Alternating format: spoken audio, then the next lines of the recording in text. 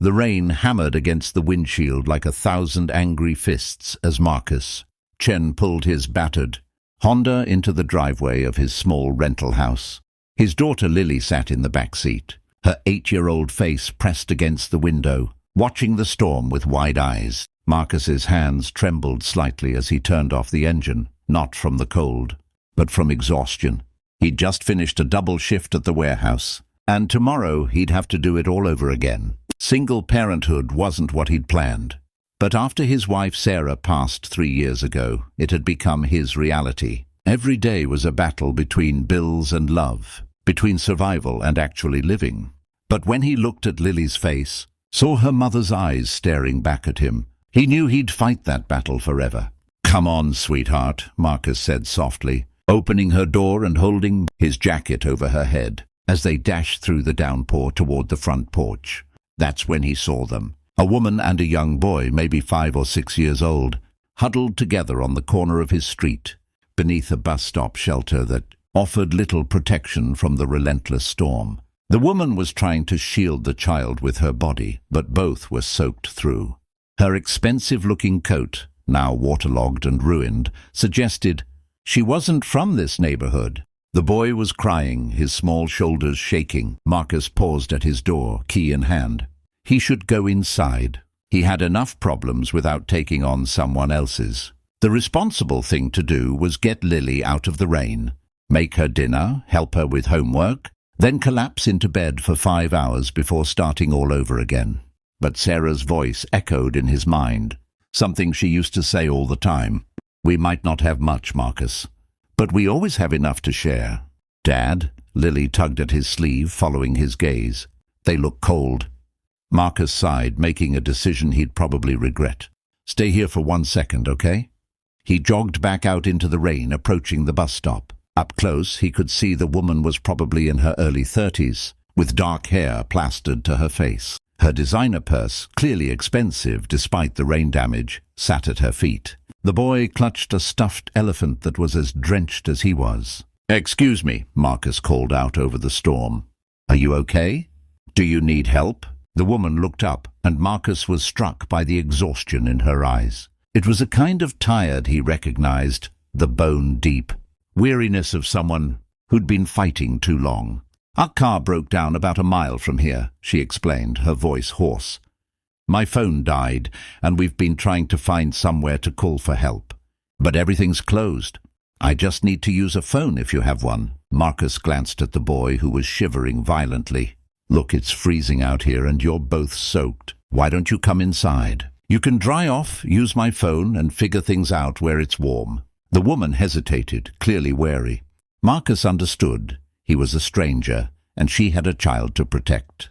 "I have a daughter about your son's age," he added gently. "I promise you're safe. Just trying to help." Something in his face must have convinced her, because she nodded slowly.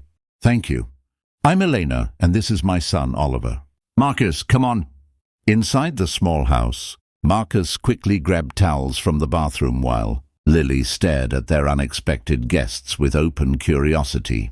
Elena and Oliver stood awkwardly in the entryway, dripping onto the old linoleum. "Here," Marcus handed them the towels. "The bathroom's down the hall if you want to change. I might have some clothes that'll fit you, Elena, and I think Lily has some of her cousin's old things that Oliver could wear." "You're very kind," Elena said quietly, accepting the towel. There was something in her tone, surprise. Maybe that made Marcus wonder how long it had been since anyone had shown her simple kindness. 20 minutes later, they were all in the living room. Elena wore one of Marcus's old college sweatshirts and sweatpants, her hair wrapped in a towel. Oliver was swimming in a dinosaur t-shirt and shorts, but at least he was dry. He and Lily sat on the floor, already comparing their stuffed animals with the easy friendship of children. "I tried calling a tow truck," Elena said, holding Marcus's phone, "but the earliest they can come is tomorrow morning because of the storm, and all the hotels nearby are fully booked. There's apparently some convention in town." Marcus saw the worry flash across her face. She was trying to figure out her next move, calculating options the way he did every time an unexpected bill arrived. "You can stay here tonight," he heard himself say. Elena's eyes widened. "Oh, no, we couldn't possibly." You don't have anywhere else to go, and that storm isn't letting up. Marcus interrupted gently. I've got a spare room. It's nothing fancy, just a twin bed and a bunch of storage. Boxes, but it's warm and dry. Oliver can sleep there, and you can take the couch. It's lumpy, but it's comfortable enough. I can't ask you to do that. You're not asking. I'm offering. Marcus smiled. Besides, Lily would never forgive me if I sent Oliver back out into the rain. She's already decided they're best friends. They both looked at the children, who were now building a fort out of couch cushions, giggling together. Eleanor's eyes glistened. I don't know what to say. Say you'll stay for dinner. I was planning on making spaghetti. Nothing fancy, but there's plenty. That night, as they sat around Marcus's small kitchen table eating pasta and garlic bread, something unexpected happened. The walls came down. Elena told them she'd been driving back from visiting her sister, something she rarely got to do. Oliver talked excitedly about his school and his love of elephants. Lily showed off her drawings, and Marcus found himself laughing, really laughing, for the first time in months. Elena noticed things. She saw the stack of medical bills on the counter that Marcus had tried to hide. She noticed the way his smile didn't quite hide the exhaustion in his eyes. She observed the worn furniture, the carefully rationed groceries, the love that filled every corner of the small house despite, or perhaps because, of all it lacked. After the children were in bed, Marcus made tea, and he and Elena talked quietly in the kitchen. You have a beautiful home, Elena said. Marcus laughed. You don't have to be polite. I know it's not much.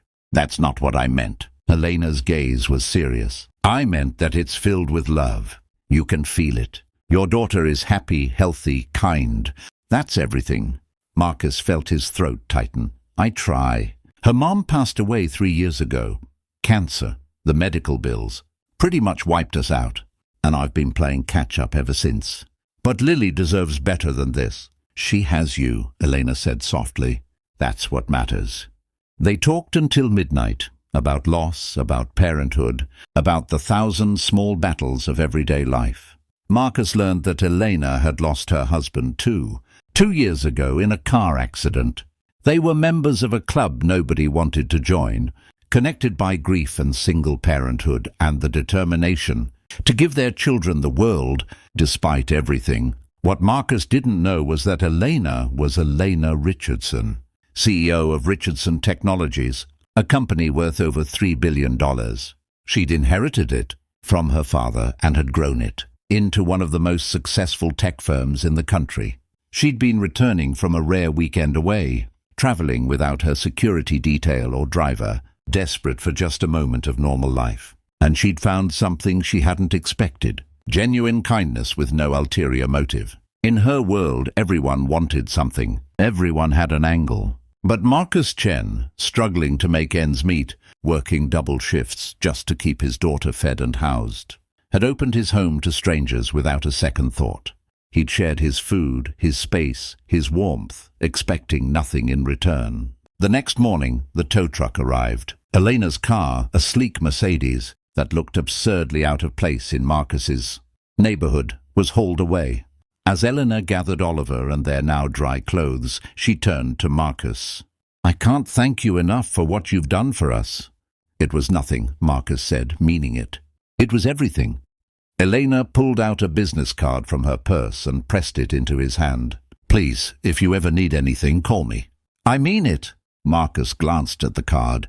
His eyes widened as he read, Eleanor Richardson, CEO, Richardson Technologies. You're just someone you helped when she needed it, Elena said firmly. Someone who won't forget this kindness. 2 weeks later, Marcus received a call from an unknown number. When he answered, it was Elena. I hope you don't mind, she said, but I did some research. I found out about Lily's medical trust fund, the one for her college, education that you had to drain to pay for her mother's care. Marcus's chest tightened. Elena, I don't want charity.